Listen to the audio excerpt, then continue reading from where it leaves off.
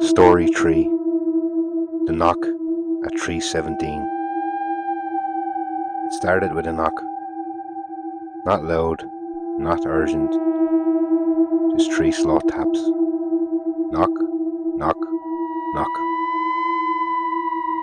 I woke up instantly.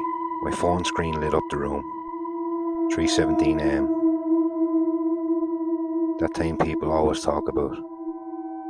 I lay still listening. My apartment was silent, except for the hum of the fridge. Then, knock, knock, knock. This time louder, coming from the front door. I sat up.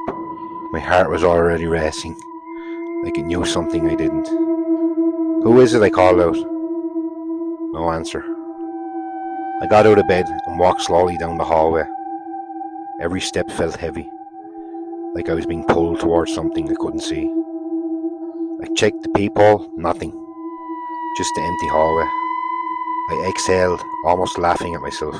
Then, knock, knock, knock. I spun around.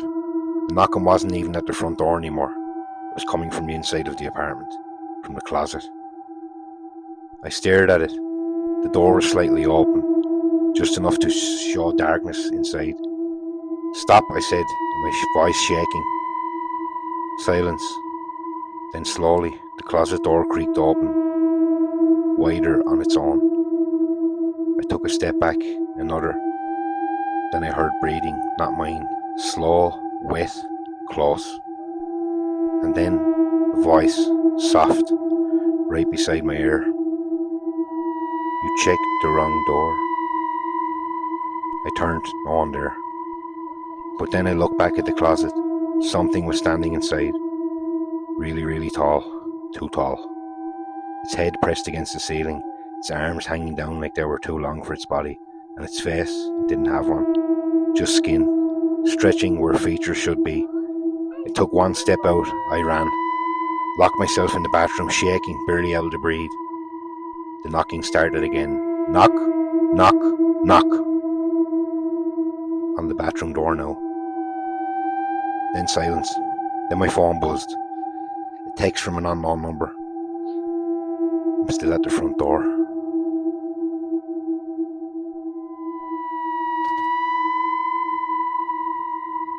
Story 2. Don't look out through your window at 3:03 am. I didn't believe it at first. Just another stupid internet warning. Don't look out your window at exactly 3:03 am. Yeah, right. But curiosity gets to you. It always does. That night, I set an alarm. 3:02 am. When it went off, the house was dead silent. Not even the hum of electricity. It felt like the world itself had paused. I sat up in bed. The window was right there, covered in thin curtains. I hesitated, then laughed. Just a miss. 3:03 am. I pulled the curtain back. At first, nothing.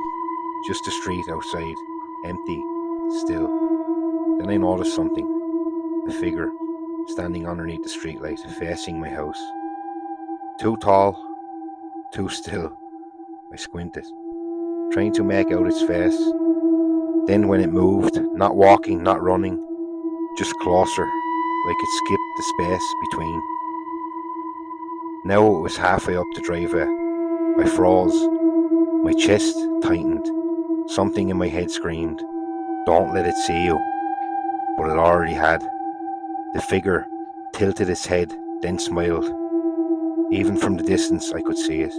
Too wide, too wrong. I slammed the curtain shut, heart pounding. Okay, that's enough. I told myself it was someone messing around. A prank, it had to be. Then I heard it, a soft tap on the window, right beside my face. I didn't move, didn't breathe. Another tap, slow, deliberate. Then a voice right outside, whispering, "I saw you." Tears filled my eyes. I stayed frozen for what felt like hours. Eventually the tapping stopped. Silence returned. I waited until morning. Sunlight filled the room, birds chirping, normal again. I convinced myself it was nothing. until I checked my phone. There was a notification, a photo, taken at 3:03 a.m. from the inside of my room, behind me, while I was looking out the window.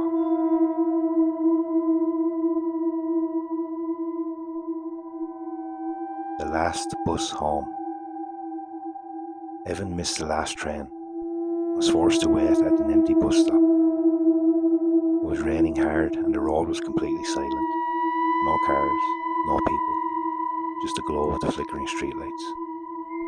Then he saw it, Route 13, the last bus home. It arrived too quickly, almost sliding into the stop rather than driving. The doors opened with a long hiss, like a tired breath. Inside the bus was nearly empty. Few passengers sat motionless. No talking, no phones, no eye contact. Just staring straight ahead, like they weren't really there. Evan stepped on anyway. The door shut instantly behind him. The bus moved before he even sat down.